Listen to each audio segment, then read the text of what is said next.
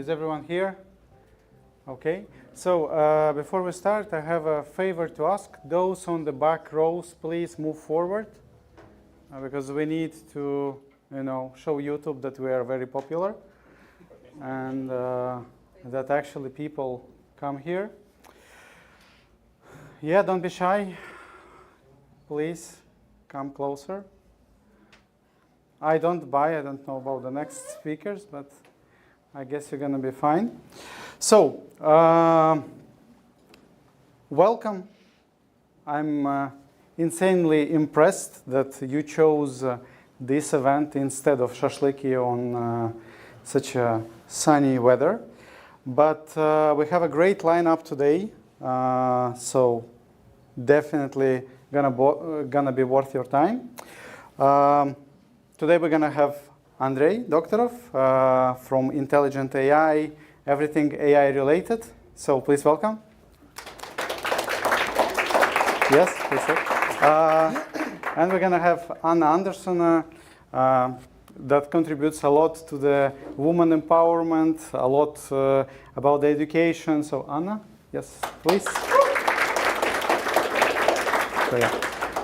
Don't know about you, but I already really willing to learn something about especially AI and how to build stuff. But first let's do the chores. Why we are here. It's product meetup number 14. First of all, thanks Workland for this beautiful venue. If you're looking for a co-working place or place to hang out with like-minded people, this is the spot. And why we are here, basically, for a while we were thinking like, in my opinion, there is not much stuff happening in Riga in terms of the content, in terms of the community. And we were struggling with it for a bit. And then we decided that, okay, let's build something ourselves. That's why already for the 14th time we are doing this. And this is not about just guest lecturers or people who actually know stuff. It's about the community. So please talk, network, do something, and communicate with each other, as this is important. This is the main reason why we exist. And a bit about Chili Labs. So my name is Vyacheslav. I'm your host, and I'm from Chili Labs. And we do all kinds of stuff related to mobile apps and design. So if you have anything related to that, or just any question, or I don't know, you want to chat about it, yeah, reach out. We will try to help. And as usual, we in search of great talent. So we have 2 great vacancies for the beginners in their journey. So if you are or you know anyone who wants to be a QA engineer, quality assurance, or junior IT project manager, let us know. We will make it happen. So promise the last slide with QR codes. Basically, last year we did a fintech report with 6,000 apps. We parsed through and then summarized with the AI, a lot of data mining.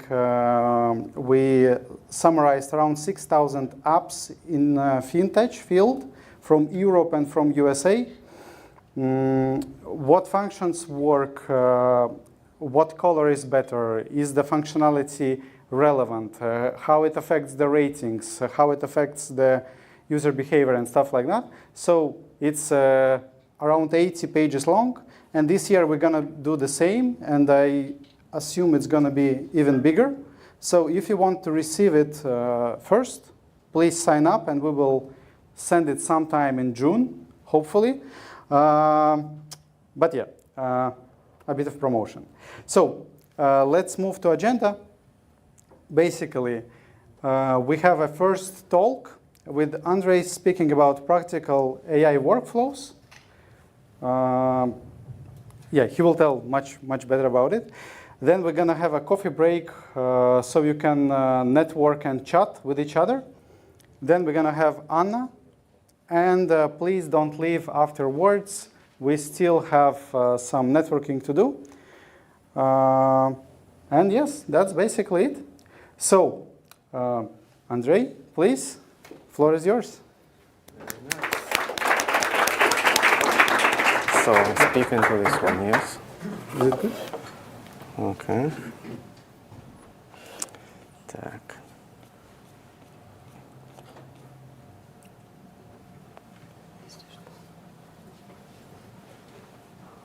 Nice.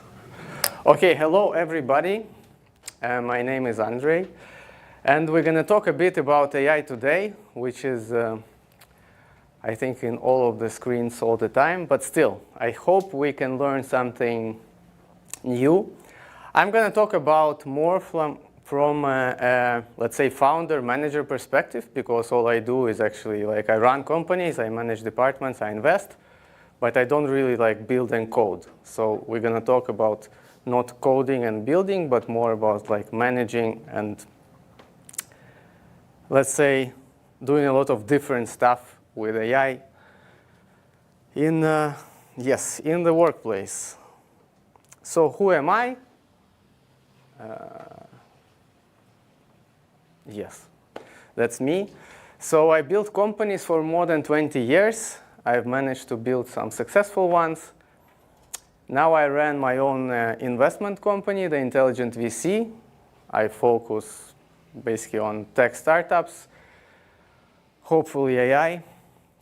Also, I run the intelligent space ecosystem, which is like here, but on the 20th floor.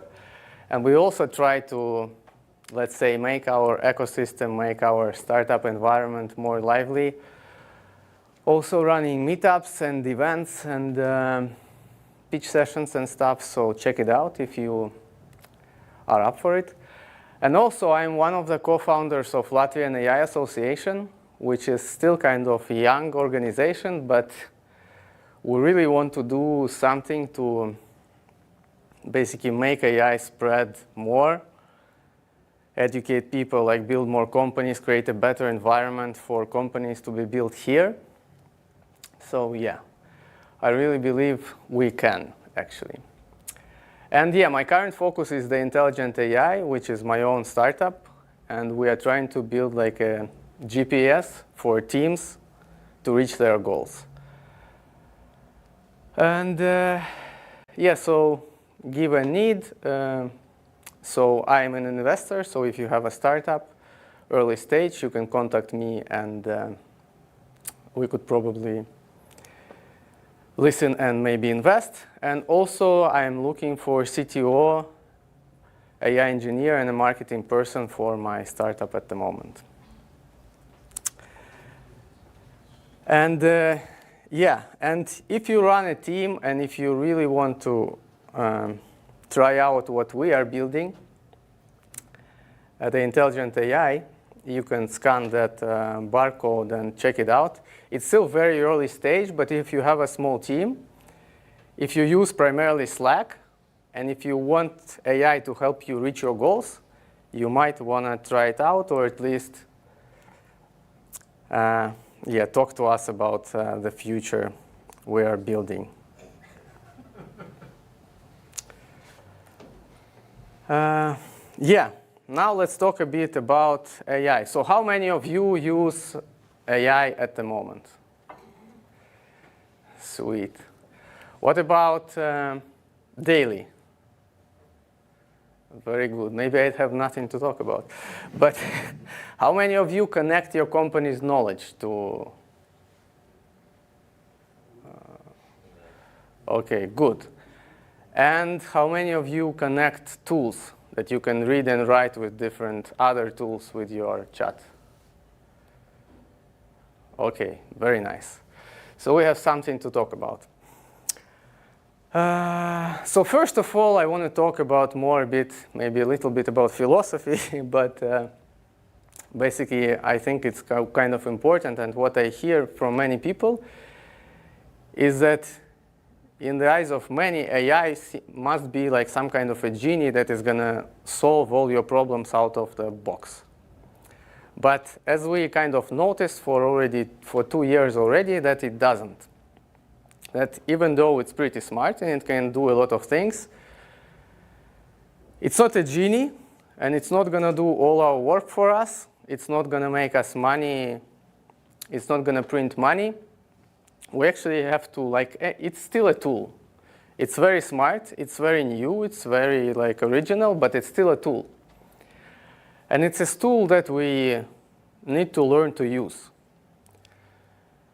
And not only learn, I think we kind of have to get used to it. So we have to, like, really use it a lot to understand the limitations, to understand the power, to see, like, the boundaries, the limits of what the technology can actually do.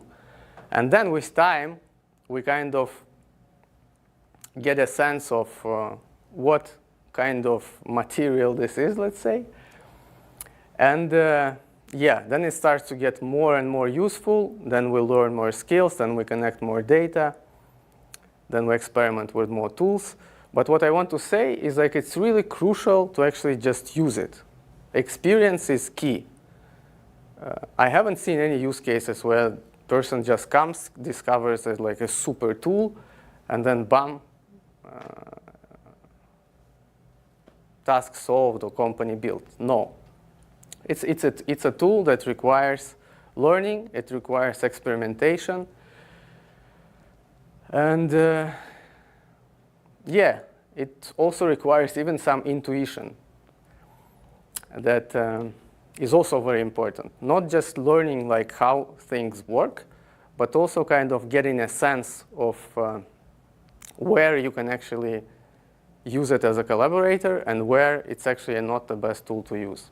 So I encourage everybody to just really use it, try it out in different environments,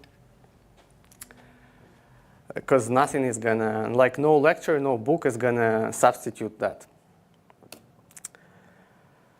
And this is the, let's say, pyramid of AI proficiency as I see it at the moment, roughly. And from my experience, what I discovered.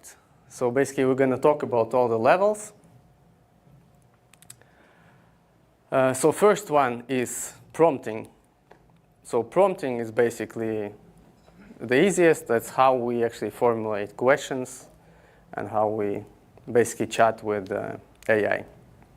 Then context is all the knowledge, background information, documents, and data that we make available to AI, which increases, like, the scope and quality of what we can get out. Then there is data. When we connect dynamic data, when we connect CRM, when we connect, like, external living systems and metrics, we get even more powerful. Why am I seeing different slide?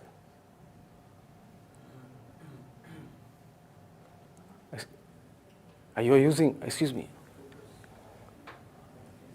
Ah, okay. Yes, then there is tools.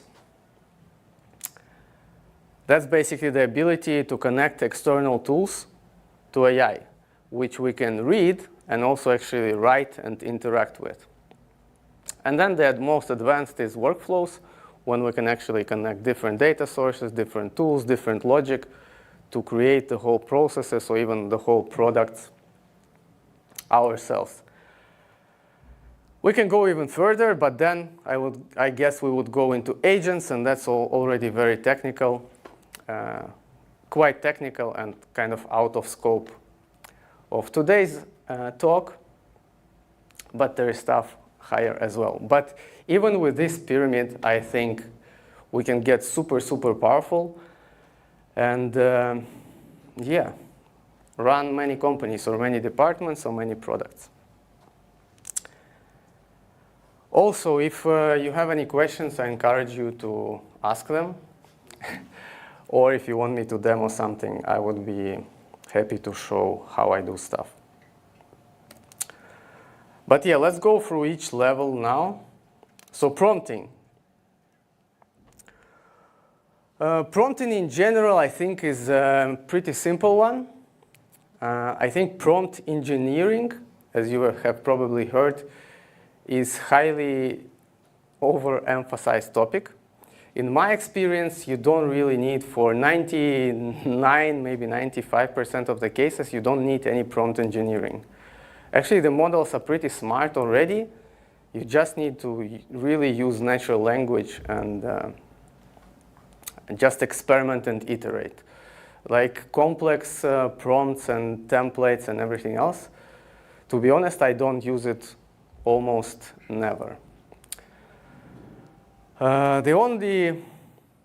But what I use actually, so I want to give just a couple of tips here because I think it's pretty straightforward. First one that really helps my flow and let's say is voice mode.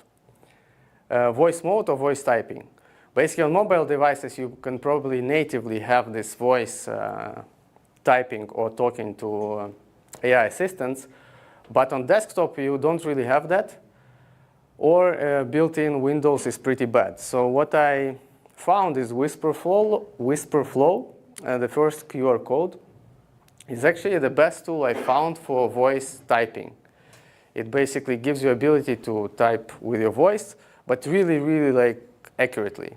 So it really like listens to you, understands, and then gives a good sentence. So it's actually the only tool I've tried that actually works. And for me personally, like being able to just speak, to have that more natural conversation, makes the process easier and more productive.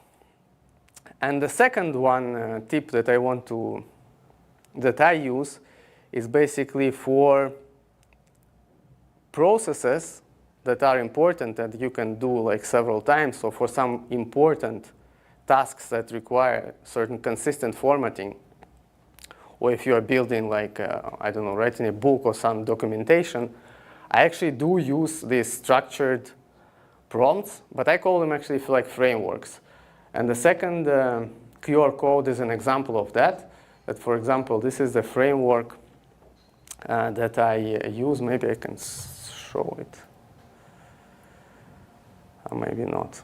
Anyway, if you're interested, just scan the QR code. But basically, it's a document that contains more detailed instructions of how I want AI to process my request. So basically, what kind of theory to use, what kind of steps to take, give some examples of good output, give some examples of like bad output, provide a checklist to check the resulting output, etc.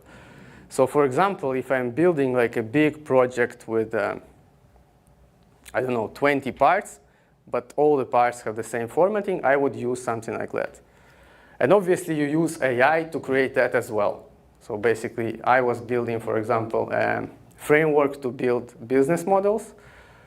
And then basically I created a framework of how I want each chapter to be built. And then basically I went through all the steps and created the big document, which I later used in the workflow. So that's it for prompting. Just do it an experiment. Next one. Next one is context. And for me, to be honest, this is like the most important topic and the single most valuable thing that is going to improve your quality of output by far. And that is context. Basically, all the knowledge, all the data that you give AI about your situation in question. So if we think about it, what is the biggest difference between basically AI and even a junior colleague at work? The difference is that human, even if he doesn't have that much skill or doesn't have like a PhD or all the intelligence, just really knows a lot of nuances and a lot of context. He knows what kind of company it is. He knows like what you do. He knows his responsibilities. And actually, if we think about it, like anyone on our team knows just so much which is not written anywhere. And that's why in many cases it's just so much faster to do stuff on our own or give to somebody and not actually automate it. But by closing the gap of that context that we give the models, we can really make many more use cases, many more processes. Let's say delegate them to AI, make them automated, etc. And for me, it was a game changer because I have to manage like several companies and support several startups. And to be able to do that, I really have to switch context very often. And for all the tasks, basically, it's critical for me also let's say for my AI assistants to know when I switch that context. What's this company about? What's that company about? Where is it? What kind of products, etc. And for that, I built knowledge bases. And what I encourage you to do is basically create some structured way to gather data about your company, about your product, about your role, about your project, and basically have it stored somewhere, better in some central locations like Google Docs, so that your team can keep it alive, so that you can basically update the data, put more and more data in, and then basically link it to your favorite AI, be it Claude or Gemini or OpenAI, whatever.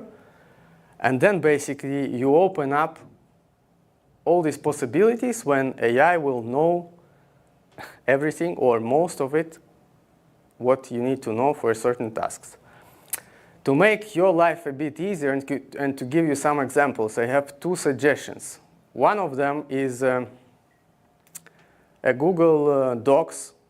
The first QR code is a Google Docs template that I personally use for all my companies, which basically contains questions about all the departments of a typical business. And what you can actually do, which is very convenient in Google Docs, I'm actually going to show it because it's very important. I'm going to show a live example. For example, yeah, so this is the template that you're going to see. It's empty, and it has this, each of the function of the companies contains the pages. And the live document that we, for example, use is like this. That, for example, under strategy, we can create more tabs and basically put more and more documents there. And basically build the whole knowledge base for our company in one place, shared, where everybody can update, comment, revise, etc.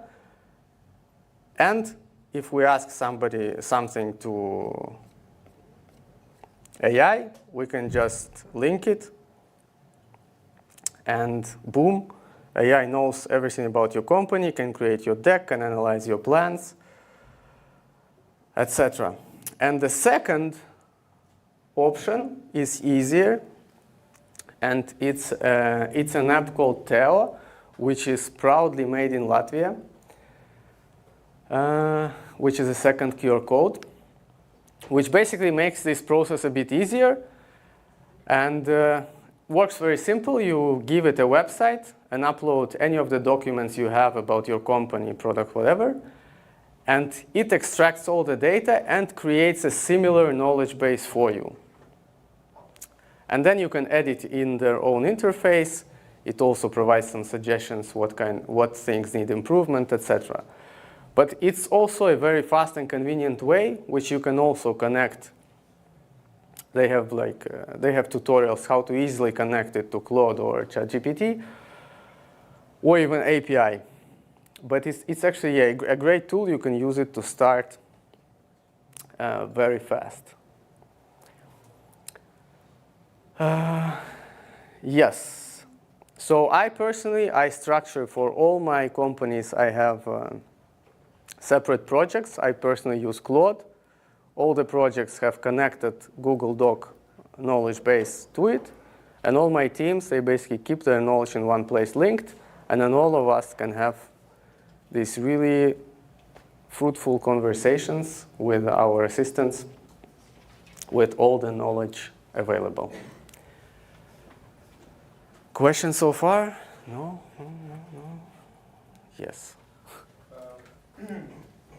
How do you ensure that ChatGPT does not lose context? Because the more information you feed to him, he starts to hallucinate and forget the stuff that you said to him previously. Yes, you avoid that by not having long chats. But actually for ChatGPT, is not the best for working with context. Because the problem with ChatGPT, even though it has projects, in projects you cannot link a Google Doc. You have to link a Google Doc to each chat, which is not very user-friendly, or it doesn't really, it's not convenient. In Claude, you create a project and you link a Google Doc there and then have many smaller chats, because all of them will lose context eventually if you have these huge chats. So but for me, it's actually, yeah, I always just switch and just add small pieces to the context, yeah. Yeah, in terms of practical implementation, when you create knowledge document like Google Drive, that Google Doc that you shared earlier, do you create it already with AI, or you just really have spent hours writing it manually, or it's already kind of a, why I'm asking that would it affect, and I believe it can potentially affect how it all then gives the context to any AI, because one AI would summarize your thoughts or your documents like Theo does well for ChatGPT, but maybe not so well for Claude. No, I don't think it's an issue. Again, the model here is just a framework. It's a template. Then you answer these questions yourself or with the help of AI. Doesn't really matter. Just make sure that you read it afterwards that it's factually correct. But there is no way like any model would understand it differently, because all of them are very smart already, and there is no big difference in comprehension. Yeah. Well, what's your opinion on locally based large language models different from using online? In other words, it's downloaded on your local system. Well, for me, it's just no necessity yet, because I'm not very privacy cautious. I'm not afraid to lose that data just for the sake of being just faster. But yeah, I think it's more of a case for enterprise or for any sensitive data that's required. But again, it's just a bit more difficult to implement technically. But overall, I think, again, it gets easier and easier by the day, because open source models are also very good, and you can local host them easy. Just it's not as fast and as flexible, I'd say. Yeah, connecting to the previous question, would you suggest, in the grand scheme of things, to use either this approach that you just described, Google Drive, Google Doc, or actually download locally some open source model and train that? Because obviously, kind of seems the second would be, but again, in the grand scheme of things, in the long term, better solution. Yeah, more technically difficult, but. Yeah, but training your own model on such a small piece of data like your company knowledge base, again, for smaller companies, is just not viable. I don't think it makes any sense. While it fits in the context window of these standard chats, I don't think we need to bother. When we have huge projects and we really have big amounts of data, we want the model to know specifically, then yes, that's the second approach, but it's just much harder. Yes? I have a question about your approach to describe where you play Google Drive with Cloud project. Do you have some kind of issues with version controls when these documents get updated and you lose something, or you don't know what gets updated and you start working with new information, or how do you approach that? No, but versioning is done very well in Google Docs itself. that's actually a good thing about not using just uploading files, because then it's a total mess. If you upload and then versioning is crazy. But in Google Doc, you have versions already. Like they have, you can check all that. So when you start working, let's say, or you switch context to a new company, you ask for some kind of summary of what was happening, let's say, to the new version and the last one you used it to work. To be honest, I didn't have like such use case specifically. I usually kind of know what happens in the docs, or I just didn't bother with the changes. But I don't think that chat will know. I don't think it understands different versions inside a doc. So if that's, I don't think it will happen. But then probably, again, maybe Gemini inside Google Docs can do that, but not sure. Okay, let's move on, if that's it. Then context, I was more talking about the knowledge and static data. And then there's dynamic data, which obviously is kind of similar, but also a bit different, a bit more advanced. It's basically when you connect more alive sources of data to your chats. So basically when you connect metrics, financial or usage, or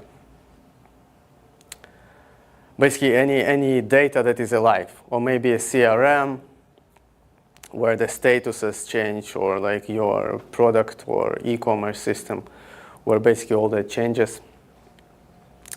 Again, that's kind of more technically complicated for now, but while it is getting easier. But here I was just, again, suggest to pay attention to just managing your data, because even though for now it might be like difficult to connect, for example, Claude doesn't connect Google Sheets yet. But again, in a month, 2, 3, it will. So for now, I would just encourage everybody to really manage their data well.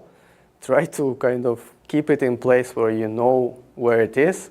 Keep it in kind of central between the team members. And yeah, try also connecting it and asking assistance for help. Then practical tools, basically, again, Google Drive integration. Same as with a static context. What I also suggest is actually record all your meetings, or at least all your important meetings. Probably most of you are already doing that. But this is also very valuable context that can help, for example, helps in management. When you can quickly go to a meeting, extract some information. For example, what I usually do when I have business meetings or client meetings, I just upload the transcript in the bot I created and gives me a very structured entry for my CRM. So I don't really have to remember what this person does, what we agreed, etc. It takes everything from the transcript, copy and paste, boom, I saved myself, 15 minutes of time. And many more use cases here. Google Meet has native recording, but only in English. I use Loom personally, which is the QR code here. But yeah, there are many options, but I encourage you to do it. And then other integrations we're going to talk about a bit later. Then tools. Now that AI, we know how to prompt, we give it good questions, then it knows all about us and about our companies with context. It knows what's going on with all the dynamic data. Now, unless we have tools, we can only chat with it and it only gives us text or image answers. But what it can also do, it can also read and write from external sources. And now it's getting easier and easier to do that by the day. What is available for now, and is very simple for all of us to use, is web search, and deep research is almost in all of the apps available for everybody. Hopefully you're using it. What they started to do is Claude and Gemini have, and actually ChatGPT as well, I think. Now they have connection to Google Workspace, where they can actually read, Claude can read, and Gemini can actually read and write to your Google Workspace apps. So basically email, calendar, notes, tasks.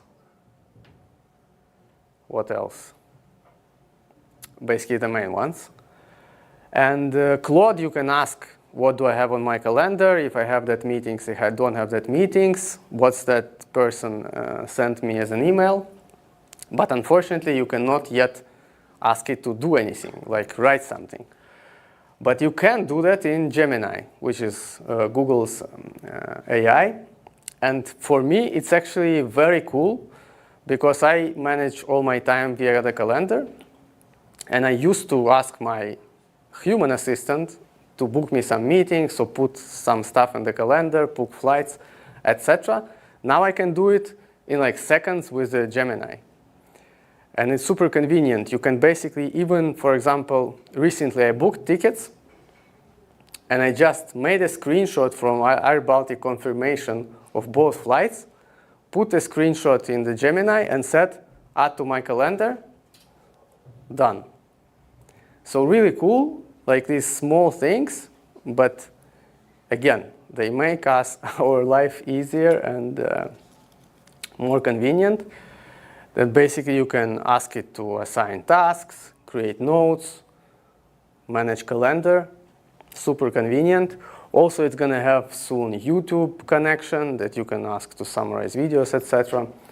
So it's really, really cool. And then on the more advanced side of things, we have MCP, if you've heard about it, which is a model context protocol, which is something like an API, but for AIs. It's basically a protocol that AIs use to connect with all the external tools. So MCP is getting support in more already in Claude Desktop. They were the creators, the Anthropic Claude of the MCP, but now other tools are also incorporating it. It's a bit technical to set up. You have to you can only do it in desktop Claude, and you have to go into some developer settings, but it's still pretty easy. Like if you watch a tutorial, anybody can do it. And what it allows you to do is basically connect now almost any of the tools that we use, SaaS tools, to Claude, to both reading and writing, kind of, and as API does.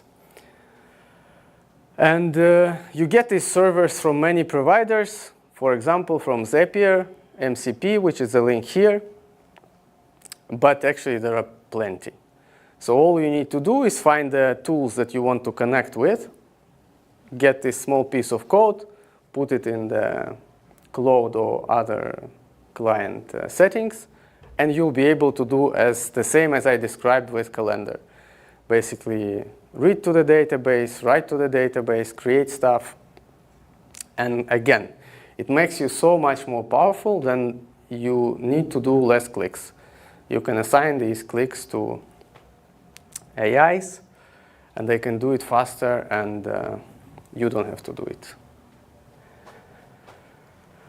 And now the last one, the most advanced top of the pyramid for today is workflows. And workflows is for those who want to go a bit even more advanced and basically start building these processes with connecting different tools, connecting different prompts, connecting different models into these flows that they take input from somewhere, they apply logic, take it somewhere else, etc. And here I give you 3 tools that actually are gradually getting more complicated. But first one is very easy and it's free for now, so I encourage you to try it. Hunch Tools is very beginner friendly. Basically, it allows you to build these flows of logic, and it only has 2 blocks. It has content, basically content, just text that you paste, and AI block with all the models that you can imagine, basically to process the data. And then you kind of connect different nodes and create whatever logic you would like to create. And it's very simple to use. It's straightforward, but it can give you, it also already gives you a lot of power to create these more complicated and more sophisticated workflows to get some work done. For example, I can show you an example of what I did for myself, just so that for some understanding of how this works is so this is Hunch.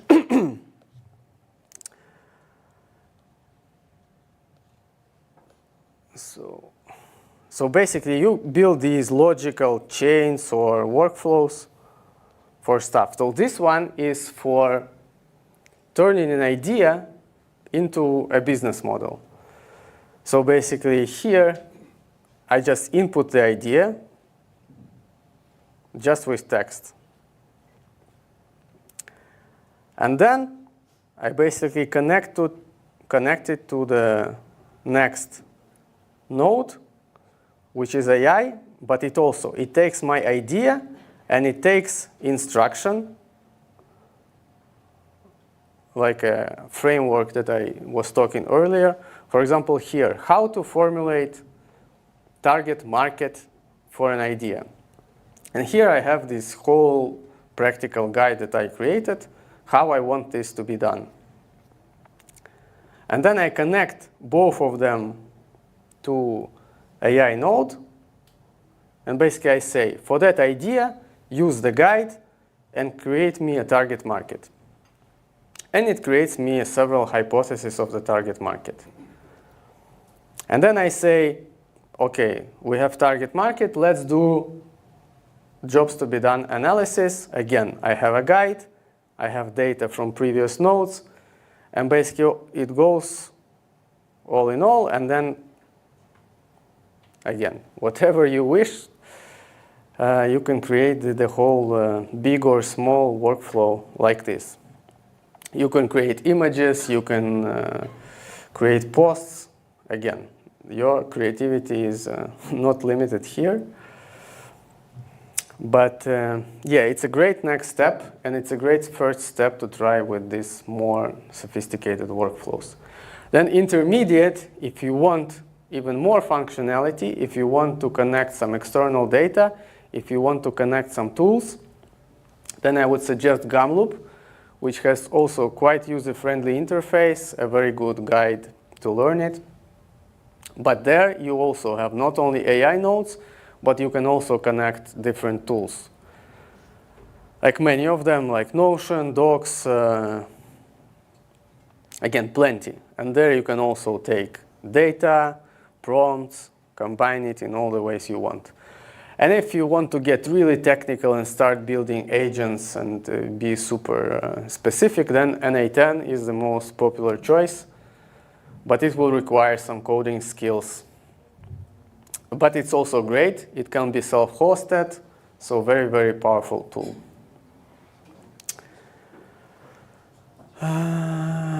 Yes. But again, to build these workflows, also very important to have data available, to have integrations organized. Because one thing is to want, but another thing is to have all the pieces available, all the pieces prepared, which is usually the bottleneck, not the tools.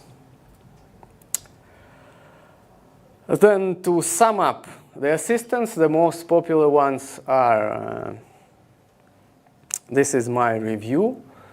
I personally, most of the time, I still use Claude, because for me, it provides the best way to manage context, because in project, I can link a Google Doc, and I cannot do it anywhere else.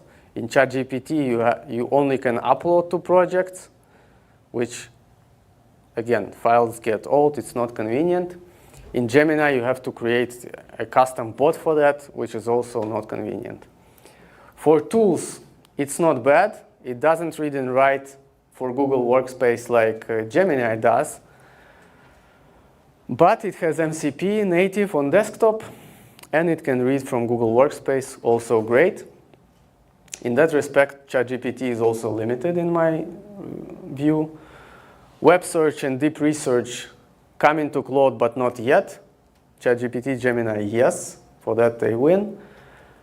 And for custom bots, if you want to create those, then obviously ChatGPT is definitely the best. So basically, custom GPT is actually a very, very good product and much better than Gemini. And in Claude, you don't have them at all. But I think looking in the future, I see myself using Google more and more because they are just pumping out features like crazy. And yeah, getting like super smart in their models. They have these tools, they like generate podcasts and very good image generation coming. And I don't know if you've seen, like yesterday they unveiled like super cool features and plenty of them. So in the future, I would say if you want to pick one, Google might be the winner. For now, it's Claude for me, yes. Have you tried this Chinese stuff, this Google? Yes, I did. The model is good. I like the answers, but again, it doesn't have the context. Convenient how to link like Google Docs and stuff. It doesn't have tools. It has some search. It doesn't have bots. So yeah, the model itself is good, but the product, the user interface, and the features are not there. So I don't use it much. What kind of businesses are you like leveraging on? Is this only digital businesses like SaaS, or is it also something that humans are needed to deliver actually services? Because you mentioned Theo, for example. In my opinion, this company is good itself, but then what they do is basically all these models already inside. So it's a question of time when GPT or ChatGPT, Cloud, or Gemini will release exactly these services on the click in the models. And it's maybe less time than we think, because Yeah, I think that's the best question. That's the single most important question for all the AI startups, is when a ChatGPT is going to eat them. So yeah, well, I manage different companies that are not even connected to AI. So my processes are mostly around people. Again, I'm not like building products or processes myself. All the stuff I do is actually with managing people, doing like strategy, models, and stuff. So Theo, I don't really manage. It's not my company. I invested in it. It's made in Latvia, but it's not mine.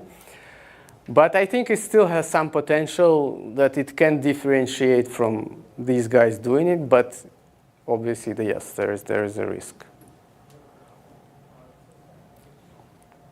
Because yes, like foundational models are really, like because AI is so universal, they can just do so much by themselves, these big companies. And that's why I think Google is in such a good position, because it already has such a huge ecosystem of tools, and it has so much data about you, and it can make it all very convenient for users because it knows so much about users. And as I said, context, what AI knows about you and your situation is key, because it gives so much more power to intelligence. Yes.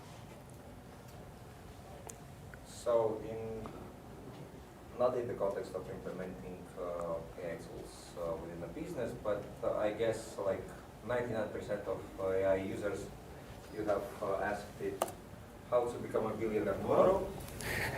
And what do you think in general about the skills of AI tools to actually brainstorm? Yes, with the context, it's definitely will be working better, which is one of the main things that you try to share with us. But do you brainstorm with AI tools, or you feel like humans are still humans and do it better? No, I still brainstorm with AI tools for sure. The problem is it can generate obviously a lot of good ideas. but it's generating a lot of good ideas is just a super, super small step. And it's so interesting, like how many nuanced thinking goes on in our heads when we do something. For example, even if the big scheme that I created, if I just let it run with very good theory, very intelligent models, create me a business model, it will still create a pretty bad one. And when you look at it, like it's logical, but how to, because it has like a lot of these small things. Okay, that segment is obviously not there, cannot be here, because like we are here and we're at that stage, we cannot capture them yet. Like a lot of these small things that we know about our situation, our team, our capability that it doesn't know. In theory, it might sound good. In reality, crap. That's why the more steps anything takes, the bigger this hallucination or error rate or etc. That's why all these funny videos like clickbaits, especially in the beginning of AI, oh, it creates a business for you, etc., and it's showing that it generates this whole mind map of stuff. Yes, it does, but it will never work. Why? Because of super many small things that for now are not captured in the process and are only in our heads. So yeah, I'm getting close. But yes, I think we can close here. Last slide is not important. No, it's we can listen on and on and on and on, but thank you very much to Andrei. Yes, yes, some sweets for you and some extra presents. But yeah, let's get some air. Andrei is, I hope he's not leaving right away, so you will be able to have a chance to talk. But yeah, we are on the time, so sorry about that. But yes, see you in 15 minutes. Let's get some air, get some drinks. Please talk. Oh yes, yes, it's good.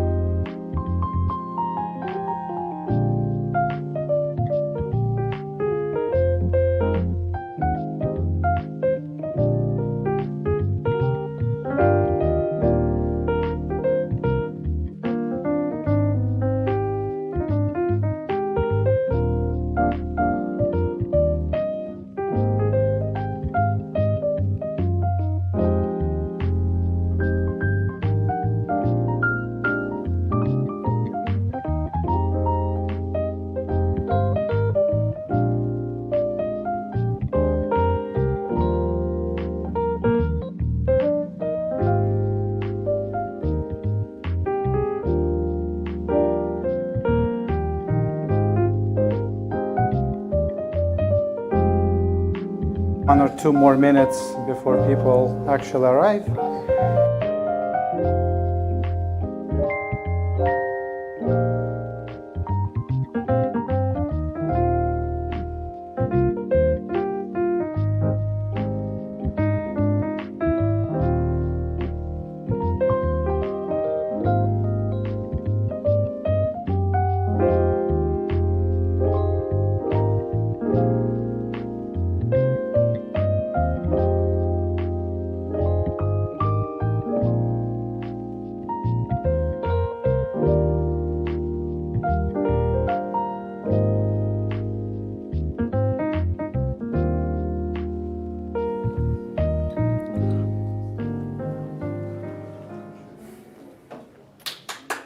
All right. Thank you very much. It's not for me. But yes, I think that majority of us is here. Please move forward. It will help me a lot. Anyone? Yes. Thank you. You're my hero. Yes. So, all right. Anyways, I guess we can start. So I'm really happy to introduce Anna Andersone to the stage. She's an amazing social entrepreneur. I don't know how else I can call it, but she helps IT community to strive to get more female to IT world, which is amazing. So let's make a round of applause to Anna. Thank you. All right, I must say it's quite a tricky task for me now to follow that presentation, which was super valuable and interesting. I was like catching the QR codes and looking into the links and sharing with my team already, so really cool. Thank you, Andrei. My presentation is going to be very different, so I'm here to talk about my experience and some of the learnings that I've had. I can share some tools later, but I think yeah, in the presentation I'm more about like the soft learnings. Yeah, my name is Anna Andersone. I am founder and CEO of StartSchool. I will tell a little bit about StartSchool as well. And I am also CEO of Riga TechGirls, so I'm now dividing my daily time in 2 parts, one running StartSchool, one running Riga TechGirls. And yeah, I've co-founded and started a couple of initiatives and products before.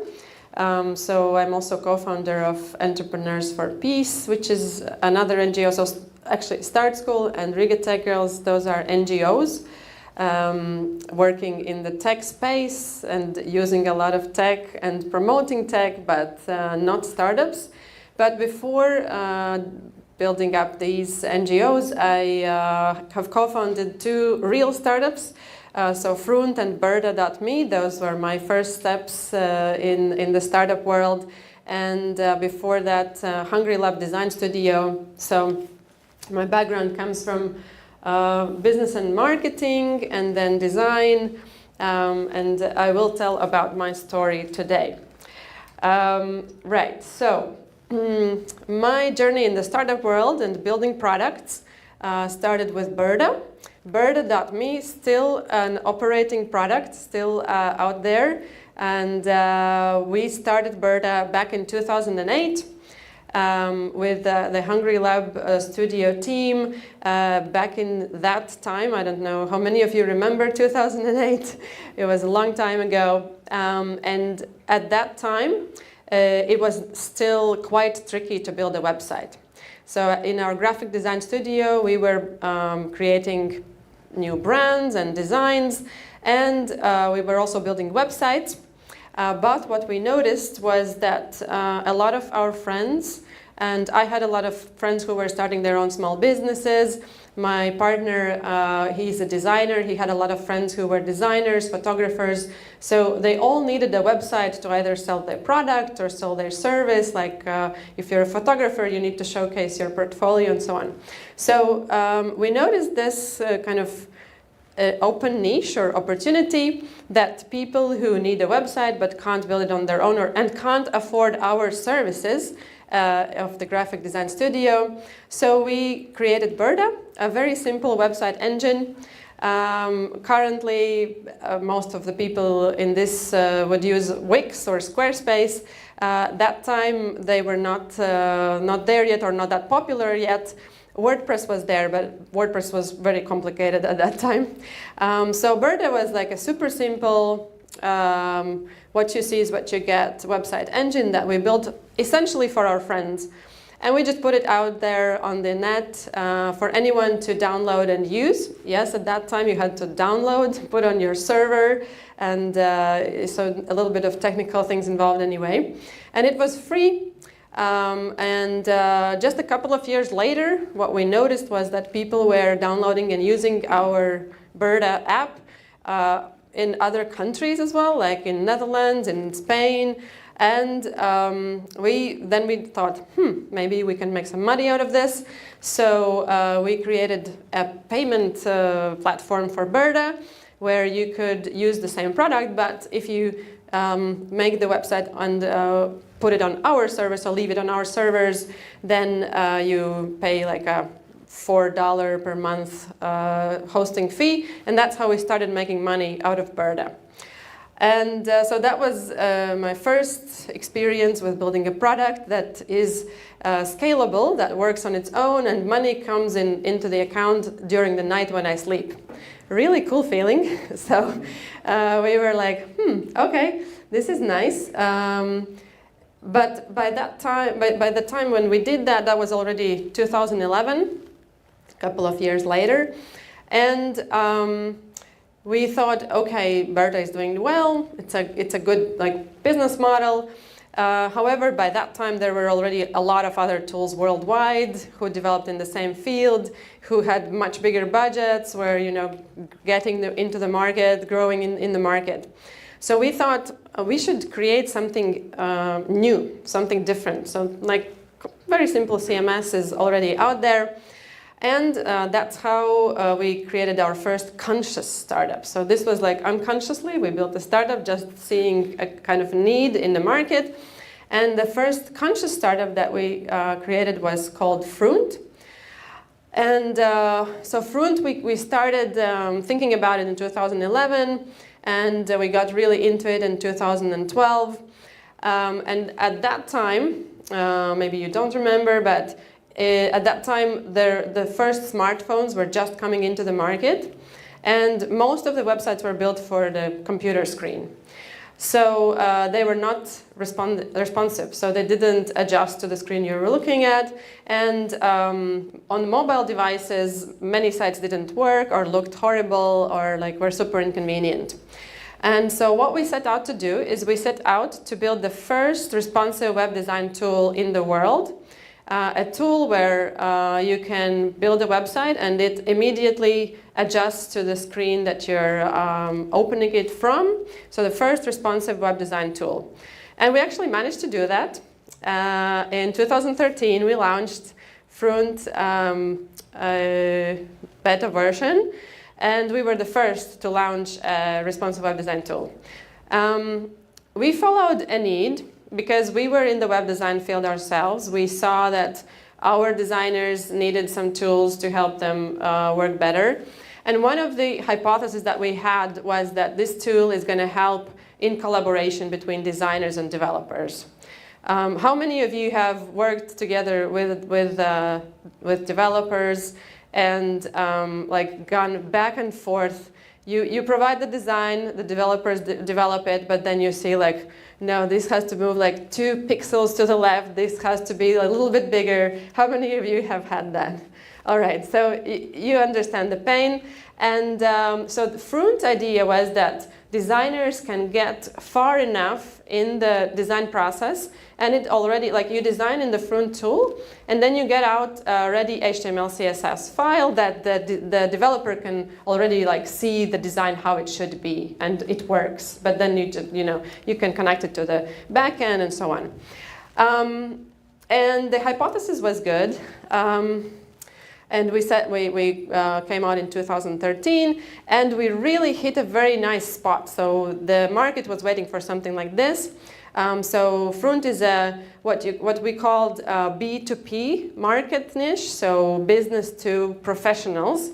It's not really B2B, but it's like to professional designers. And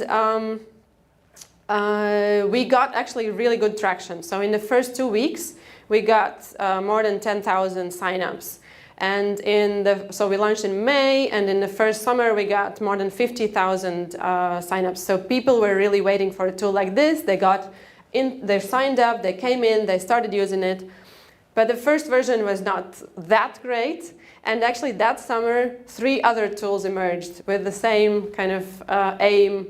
And one of those was Webflow, for example, that now is pretty big. And so we raised altogether 500K. And we got to a bit more than 100,000 users, which in the professional space is pretty okay. I mean, in consumer space, of course, it's very small, but in professional space, it's pretty okay. And we had users from 96 different countries, most of them from the US. So we were setting off in a pretty good pace. And so the people were coming in, they were interested, but what we failed at doing is really providing that need to come in on a daily basis, on a monthly basis. And when we introduced the paid version of the product, the first one was free, then we found it very hard to get to kind of convert our users into paying customers. So that was essentially, most of the companies die because they can't get money for what they're building. So that was our story as well. We exited and sold a little bit later. Not too much profit there, but experience was really interesting. So my learning from this was that, so with Berta, what I saw is that you look for opportunities and you feel the need in the market, and that works. In this case, you can be the first mover, but that doesn't mean that you're going to win. You really have to find that way to monetize what you're building. So monetization is really, really key in product development. And if you fail to do that, you essentially fail. But I wouldn't say that Frunt was like a complete failure. It was a very good experience, and people still using it. So it's still a product that is out there. All right. So what happened? Yeah, you have a question. Why do you think you didn't really grow and become Webflow? I think we just didn't have the knowledge and skills in several fields. Like one of those being sales and kind of really finding the product market fit.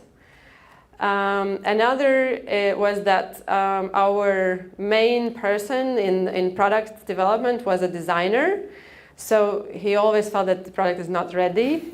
And we were delaying shipping new versions all the time. And Webflow, so we raised 500K. Webflow raised a couple of millions at the same time. And they got in tens of developers, and they moved much, much faster.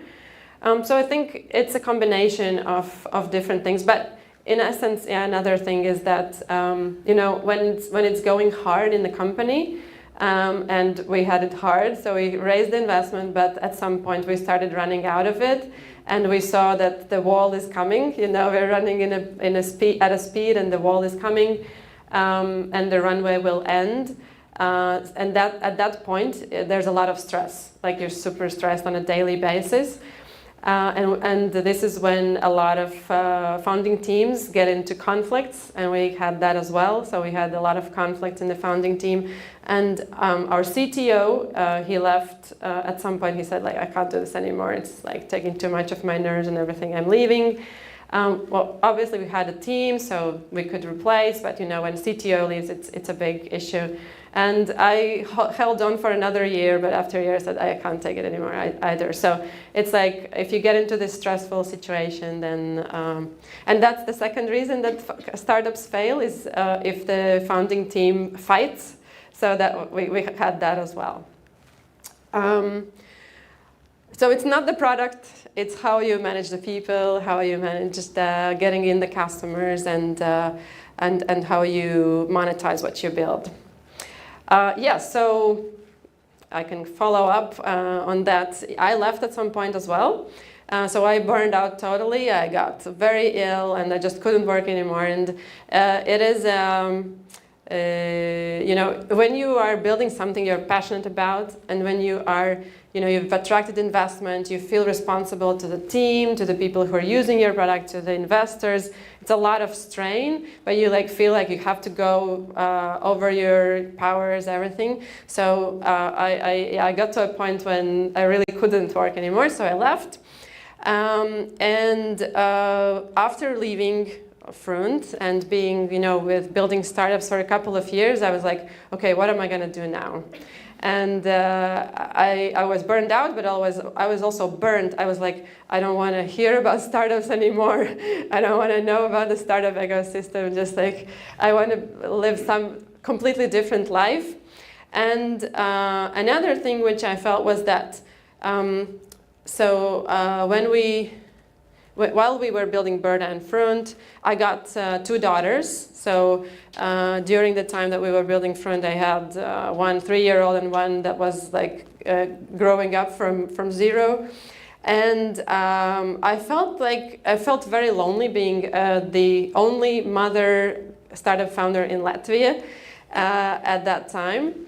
And in general, in startups, there were very few women. So that's how actually Riga TechGirls started, was that I thought women should get more like-minded women around them to talk to, because obviously building a startup is a super, super stressful thing. But when you are also a mother at the same time, and you have nobody who has the same situation to talk to, it's pretty lonely. So that's how the idea, and that's how Riga TechGirls started. But I actually started another thing, because Riga TechGirls is an NGO, and it was from the very beginning. It was completely volunteer-based. Like, it was not anything I thought I would build a career around or earn any money at any time. But I was thinking, so what can I do for work? And I came up with a business idea. So how many of you know what oxytocin is? Okay, so a couple of people know. So it's a hormone that we release in our bodies when we get close to people. And it's also one of the most important hormones that keep relationships alive in the long run.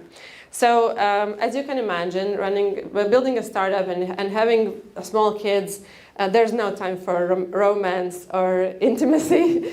So this is where my product idea came out of. So I thought I had a couple of those years that put a lot of strain on my relationship with my husband. So how could I, you know, remind maybe other people to stay in connection and to support? Because there's so many people who get divorced. Like, there's 50% divorce, right? And it's getting divorced. No, it's not easy, actually. It is hard, but it's like sometimes it's the easy answer. But how could we work together to, you know, keep that relationship alive in the long run? And then I learned about oxytocin, and that you need to have physical contact on a daily basis. And I was like, yeah, that's what I was missing. Because, you know, when I got to bed at that time, I was like, all I was thinking was like, fall asleep faster, because tomorrow I have to get up at 6 o'clock and do that and that and that and that.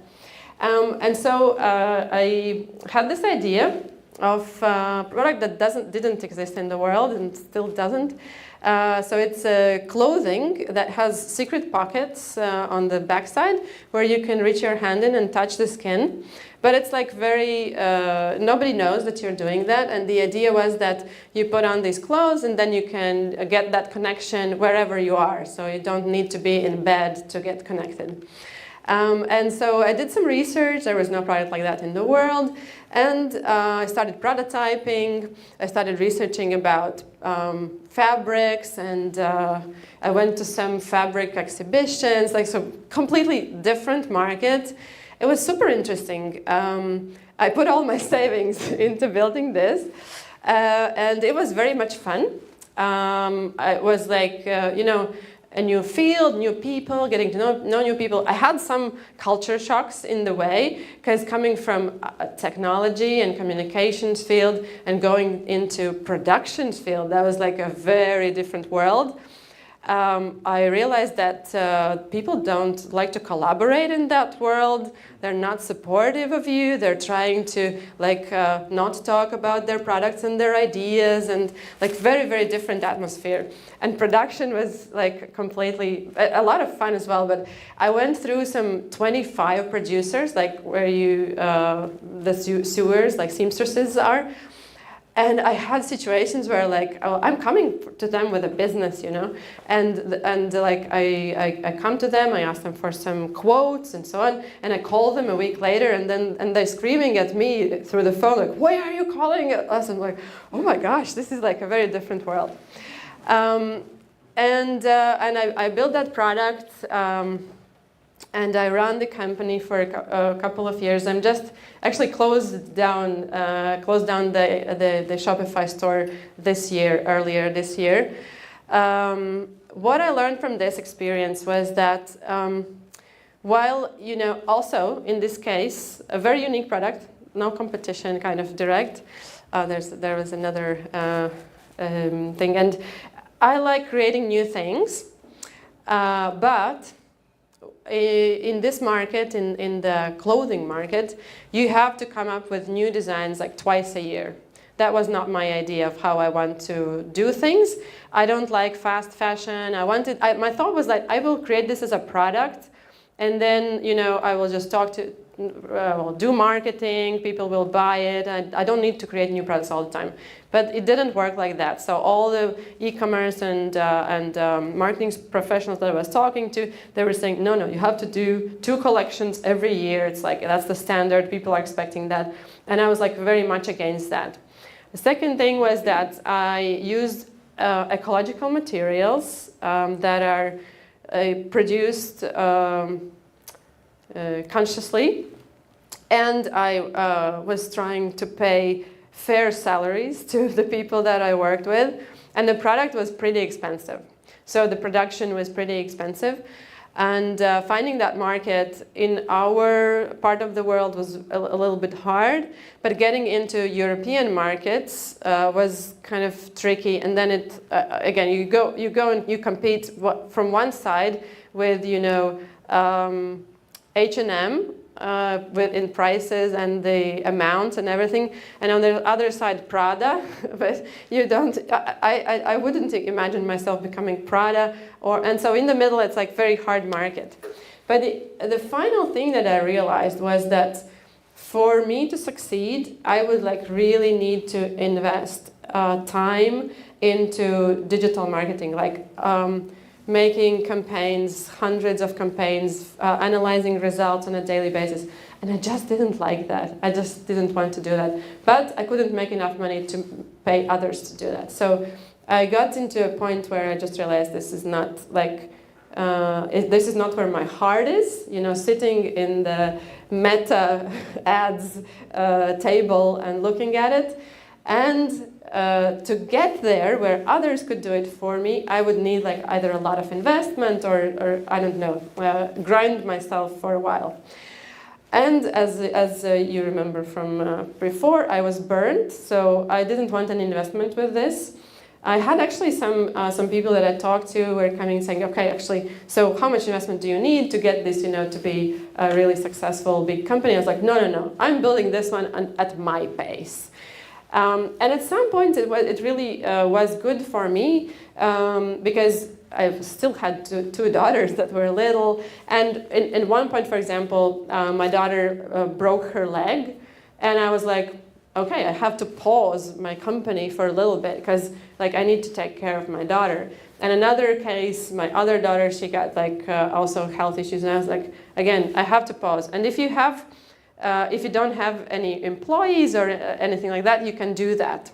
If you have a lot of investment and a team, you can't do that. So for me, it worked at that time, but not a great business success. I think I at some point calculated, I invested about if I calculate also my time, about 250,000 into this company. Of course, I didn't get that back, but it was, again, a very interesting experience and a lot of learnings about myself, about the product, about the market, and something I can share then later with others as well. All right, so then at the same time, that was 2015, when I came to the idea of Be With, we also started Riga TechGirls. And Riga TechGirls, we started, as I said, a volunteer organization, just a couple of women. We came together, we thought we should create a community where women can get supported. And this is a picture from our first meetup. This is actually June of 2016, so 9 years ago. It was half a year later after we thought to start it, and we had no budget. Everyone who participated was doing it voluntarily. We had mentors, lecturers come in as volunteers. We all did it on our free time, so it was like a real NGO beginning.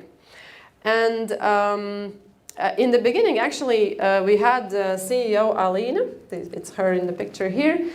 And for the first 2 years, she was the CEO. She was running the company, the organization, and we were just coming in together for some meetings.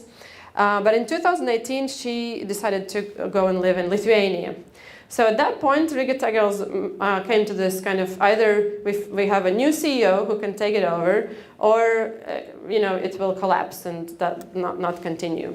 And in those first 3 years, we actually had built quite a nice community. So people were responsive. They were coming to our meetups, workshops. So it was really working nicely. But everything still like volunteer-based, run on the free time. So in 2018, I thought, I had my Be With running, and I thought, okay, I can actually maybe take on the role of CEO here, and I could devote like half of my time to Riga TechGirls. So I started devoting half of my time, and what changed was that I had time in the business hours, so I could go and meet companies and partners, and I started getting the first partner deals in. So companies were like, actually, we want to, do something together with Riga TechGirls, and here's some money. Do something about building our brand with women and so on. And we got the first kind of turnover coming in, so we started doing some little bit bigger projects, and that was I still didn't think it could ever become my job. But that was really nice. I could afford to pay for lunches for our mentors, and we started doing things like that. And the first actually kind of big growth of Riga TechGirls, like the really exponential growth, happened in 2020 when COVID hit. Up until then, we had a couple of projects, like smaller ones, but in 2020 beginning, right before COVID, we had our first hackathon. This is a picture from the first hackathon. And first hackathon was fully funded by Latvia Investment and Development Agency. So we got in some money that we could pay actually the team that was working on the hackathon. And the community was really growing. But then, and everything up until COVID, was in person. So Riga TechGirls was an in-person community. And then in March, like everything closed down. And I thought, this is it. This is the end of Riga TechGirls. Like we've never done anything online. It's always been in person. What can we do? But then like the first shock went away. And we thought, actually, like there are now a lot of women out there who are losing their jobs because of COVID, because a lot of women worked in the service industry that was locked down. And we thought, okay, maybe like we can help them transfer in their careers and actually see the opportunities in tech. And we built our first kind of online program, which was Iepazīsti tehnoloģijas. So this year, it's the 6th year that we are now having this program. And now we've had 35,000 people in the program over the years. Just finished it actually 2 days ago. And no, yesterday. And so we started this online program with the thought, well, we'll see how this goes. We got a little bit of funding from google.org, and what happened was that 4,600 people signed up for the program. And we were just 5 people were volunteering to build it, and it was crazy. We were like working through nights and trying to figure out how can we service these 4,600 people. But it turned out to be a great success. So people really loved our program, and this is where actually kind of really this growth came in from. So now, 5 years later, we've had in different online education programs more than 53,000 people. We have trained more than 2,500 women in coding and in transferring their careers. And we also started a startup support vertical where we've supported more than 600 startup teams in different levels like hackathons, pre-acceleration programs, mentorship programs, all kinds of things. And now, for the past 3 years, we've been also doing international projects, working together with the Ministry of Foreign Affairs, going and representing Latvia in other countries because of how successful we've been here in Latvia in getting women engaged. And one of the numbers that I really like is of women in startups. So I have data from 2019 that 6% of startup teams had at least one woman in the founding team. And 2024 data shows that 26.4% of startup teams are of startup founders or startup actually owners are women. So like in 5 years there's been really great growth, and this is one of the numbers that makes me very happy. All right, so yeah, with Riga TechGirls, what I saw was that if you're doing something that is really kind of needed in the market, even if it's not business or revenue based, you can get really far. You can get people who get on board with you. You can grow financially. So with Riga TechGirls, we were growing like 3-fold every year. For an NGO, that's a pretty good thing to be. And one of the things that was really also helping us in getting this exposure is in the middle there. You can see the First Lady of Latvia. The ex-First Lady of Latvia. Currently, we don't have a First Lady, but she was our patroness all of the years that she was serving in that post. She was really vocal about us internationally and locally and really supported us. So getting people who don't give you money but just talk about you and tell others about you, that's a really important part as well. Another initiative that I wanted to mention, and I don't, how much time do I have actually? Do I still have time? 10 minutes? Okay. Is Entrepreneurs for Peace. So this is an organization that we started together with a couple of other startup founders and people from the tech companies that we were in connection with through Riga TechGirls. Is when the war broke out, when war started in Ukraine. Actually, that was a very doomsday feeling for me. I remember that day very vividly. That day I was thinking nothing makes sense. Whatever I'm doing now, it doesn't make sense. Training people in tech doesn't make sense. Supporting women doesn't make sense. If someone can come and just bomb you, on the next day. And so this feeling was of desperation and depression. But the next day, so the war started on Thursday, Friday, there were a couple of entrepreneurs who were starting to chat, how can we support Ukraine in this moment? And we got first news that there was a request to get in blood transfer equipment, medical equipment. And there was someone in the entrepreneurs circle that we were chatting in who had an aunt who had a company who had this blood transfer equipment. So on the second day, we found out the person who has that in the storage, and on the third day we shipped that equipment to Ukraine. And that felt empowering.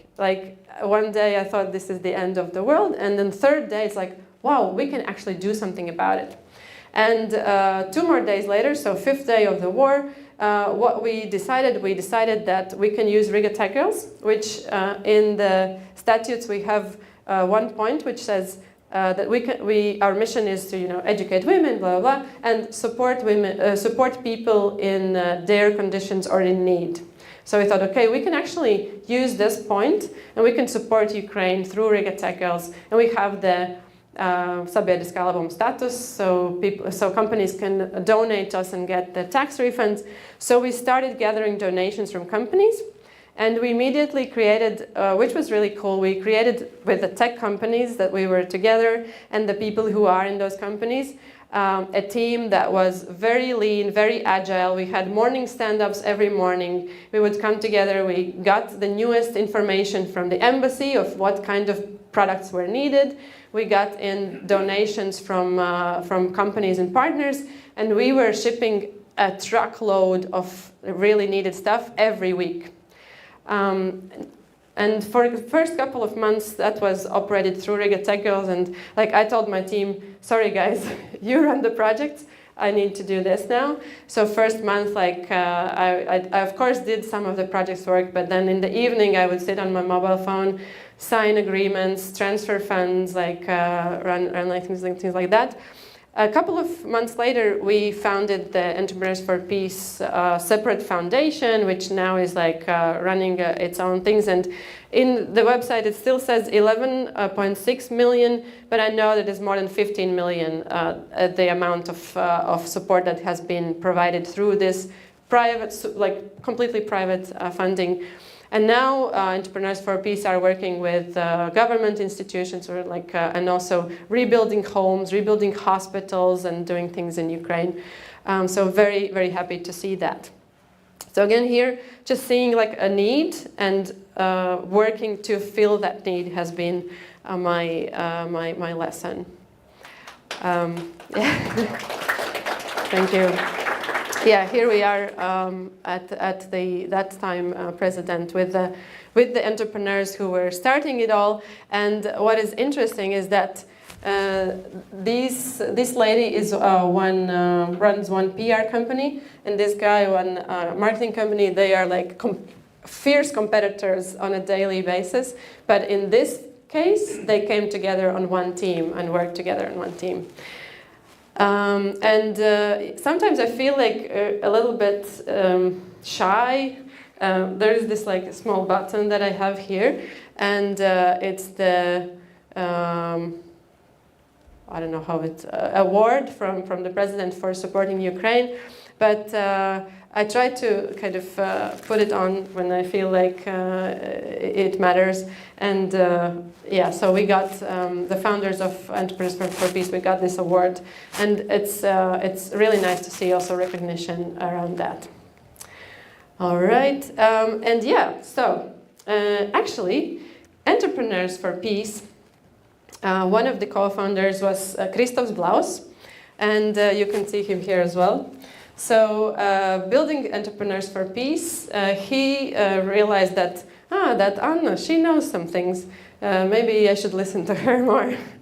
And when I came afterwards, so yeah, a year later, I came to him and I said, listen, Christoph, so what we built with Entrepreneurs for Peace is great, but we also need to build the startup ecosystem, tech ecosystem here in Latvia, and I know what we're missing. We're missing a program that is education, but not really education. It's actually giving people practical experience. Because what I saw with working with Riga TechGirls for many, many years is that we can provide education programs, but employers are not willing to employ people who don't have experience, but you can't get experience if nobody is employing you. So there's like this gap. And I found out that there's a program internationally, started in France, called School 42, that is a program where you actually gain experience. So you can come in without any knowledge, you work your way through the program and you gain experience. And I said, listen, we need to have this program here in Latvia, help me build it. And Christoph was one of the first to say, okay, I think you could do that. Let's try to find the funding needed. So then we brought together James and Andris and Elina from Swisscom, and we started this thing, StartSchool, which we launched last year, and now our first cohort, first 100 people are soon will be presenting their 25 companies on 12th of June. By the way, if you're interested, this is an open event, anyone can come. 12th of June at Startup House, 25 pitches. And yeah, so we came together, and for me, it took actually about a year of walking around to every person that I know in tech and pitching to them. Like, there is this program, it's internationally based, but we need to build it here in Latvia. I need that and that amount of money. Let's put our heads together and let's build that. And so with these, and yeah, well, actually then after Christoph's, he knew James. I didn't know James personally. So he knew James, and he talked to James, and turned out that James actually had gone through that program in Silicon Valley in 2018 when he was starting Printify, and he was like, yeah, that program was so good. I wish like more people who are studying companies would have that knowledge. So he said, what do you need? I'm in, let's do this. And so we so Entrepreneurs for Peace and StartSchool, and also if I look back at, so Riga TechGirls was also possible because I was not alone. There were other people, in that case other women who were interested to build it. In Entrepreneurs for Peace, it was that we came together and we all believed the same thing. And in StartSchool as well, I would never have built it on my own. I needed the team to come together. So my learning from these experiences is that you always need co-founders. You always need the people who will believe the same things that you believe in. And that's when you can really get that momentum and get the thing running. So yeah, with StartSchool, we are now forging the future tech leaders with a program from Silicon Valley and a Latvia-based startup module so the students, they go through the technical module, they learn to code, and then they also form teams and they build their first product. For some of them, maybe it's not the first product, but they build a product, they go through all of the steps that you need to do to build a startup company. And it's possible because of all of the supporters, founders who come in and share their experience mentoring the newbies as well. And now we actually have 5 new programs that are 5 new tech curriculums. Agentic AI development program, AI applications developer, so 2 AI developer programs, and then 3 engineer programs on AI machine learning, data science, and DevOps. So these ones are actually open right now to apply for, so you can apply until the end of May, and we will have 30 free spots in these programs for the next year as well. All right, so I'm wrapping up. My main kind of learnings and takeaways from the journey in building different products and the education program. So first of all, you need to keep your eyes open for opportunities, and opportunities are out there all the time. Obviously, you need to analyze them, you need to test them, and I think what Andrei was telling about, the process is how you can use AI to test the opportunities right now. There are wonderful options for that. The environment is changing all the time, and you have to change with it. So that's also my motto. So war breaks out. Okay, what can I do with that? I change and I adapt to that. Co-founders, super, super important. They can be your team. I mean, I call them co-founders because you need to have that initial drive to do things together. But they just like-minded people, your community that can support you. And nobody else will do it for you. You have to do it yourself. So taking initiative, you see that opportunity, you have to take that initiative, find those co-founders, talk to the people around you, and do that. Never stop learning. This is, because I'm in education, I have to say that, but I actually really believe that. I'm learning on a daily basis. I come here, I learn from Andrei, and I share that knowledge afterwards. And finally, this has taken me a long time to realize, but it's super important to find your balance.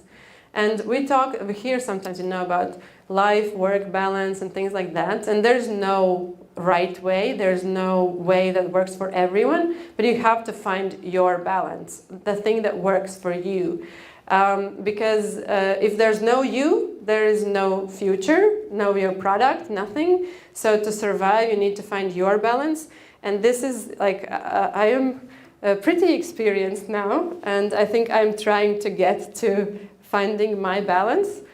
But yeah, that's like super, super important not to burn out, not to burn yourself, not to burn others. Find the balance that works for you. That's all from my side. Thank you.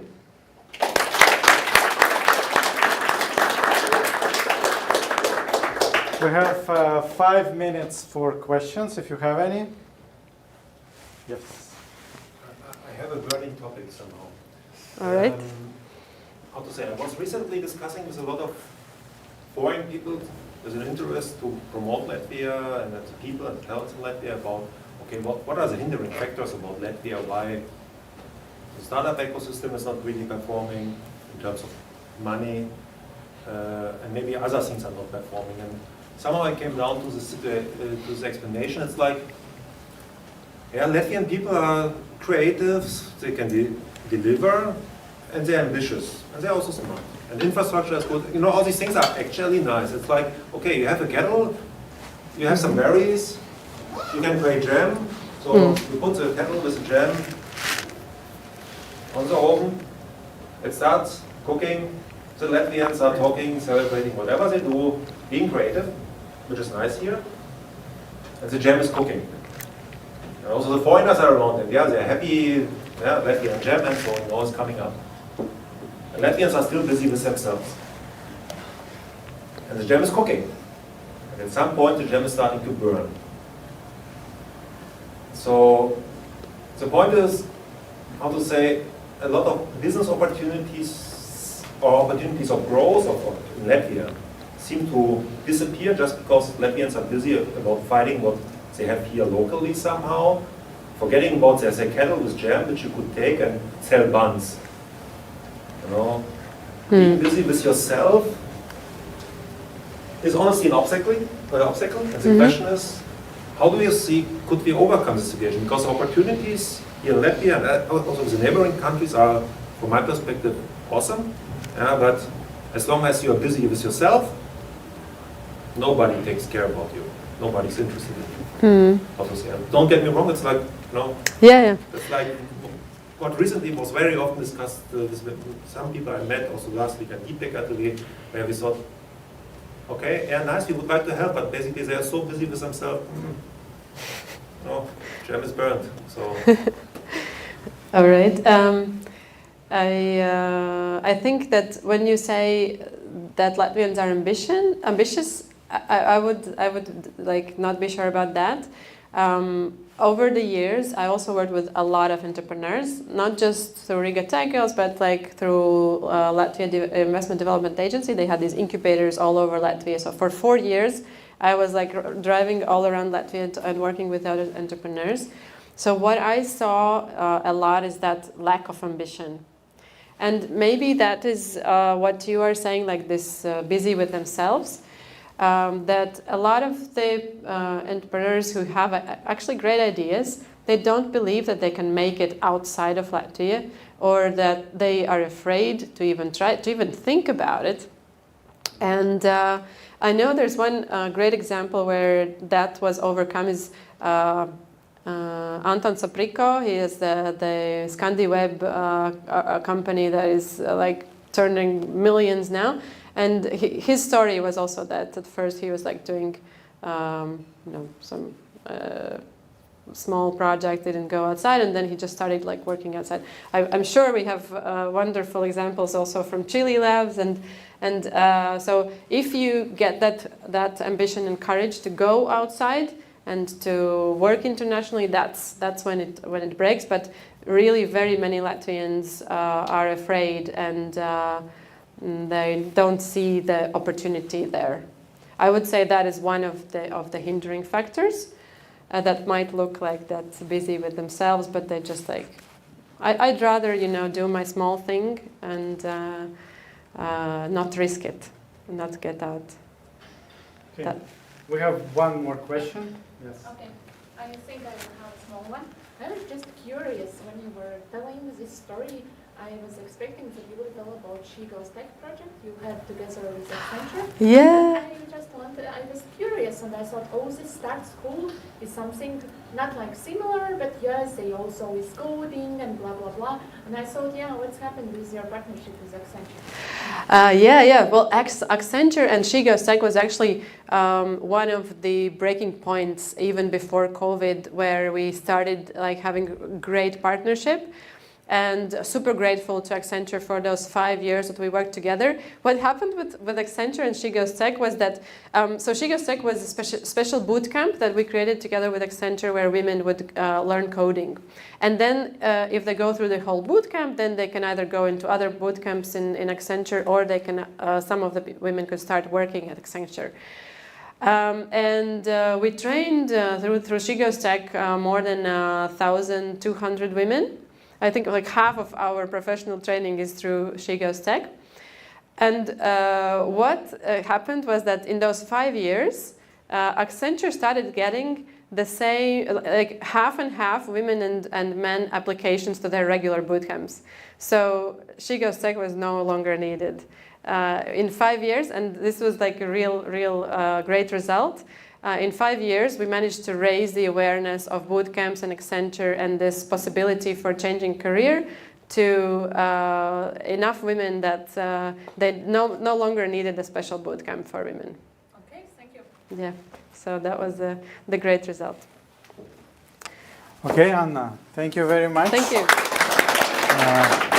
Thank you. Something sweet for you as well as a small present there. Thank you. I will Thank guide you. you through later on. Okay. But yeah, huge pleasure for everyone. Thank you. Huge pleasure to have all of you here. I think that summer we will skip because it will be quite hard to make all of you come here. So I think that the next one will be in September, but let's stay in touch through LinkedIn. I think I have one more slide, I guess. Yeah, is that? Yeah. So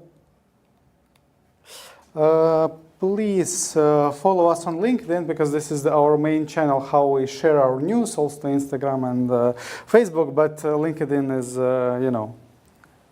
it's for sure there. And also, as Anna mentioned, Anton Sabriko, which was our speaker last time. So if you know someone who is a great speaker and who wants to share their story, we would love your recommendations, and we will chase them and we will try to get them, as we chased Andrei for multiple months just to get him here, but we managed. So thank you for that. And yeah. If you have a feedback, leave it to us, and we will try to improve. So thanks to all of you. Please do network and yeah, have fun. Thank you.